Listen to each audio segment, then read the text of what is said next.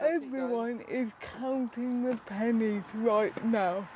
But if you're disabled, there's only so much you can cut back on. Suzanne Crosby looks after her daughter Mia at their home in Brighton.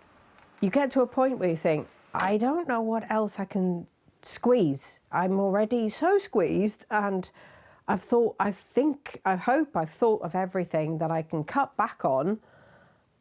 I don't know what else there is. I make my own cereal. I eat yogurt for lunch.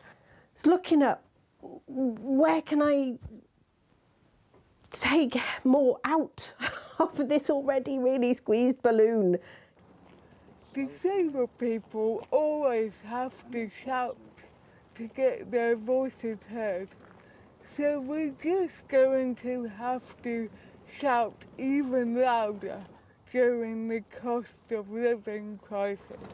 Being disabled is not cheap. For one thing, we have a lot of equipment that needs charging, and it's isolating too. I know people who aren't leaving their homes even for a quick coffee because they simply can't afford to.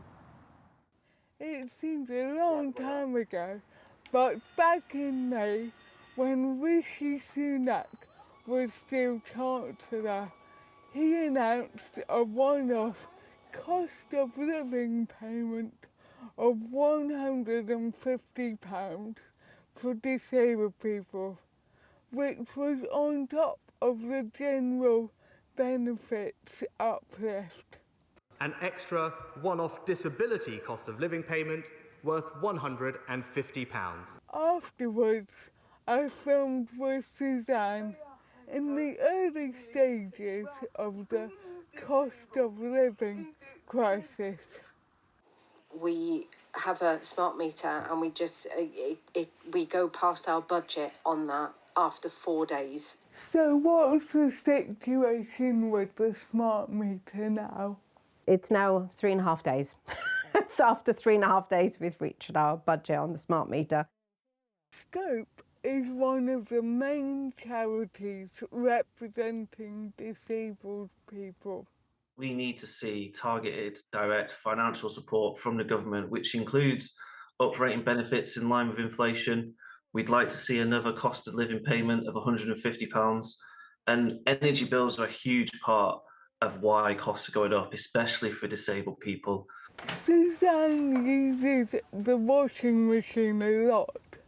There was only so much she can do to slow down the smart meter.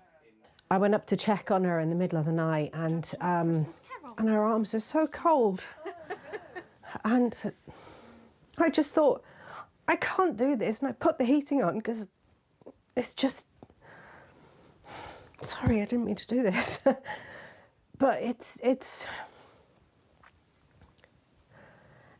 just so awful. You feel so responsible. I want to be a good mum, and I don't know what else I can do. In my report for 5 News back in June, I said the anxieties of disabled people were totally justified. Well, those anxieties have become reality. Many people are living in poverty, and it really shouldn't be like that in one of the richest countries in the world.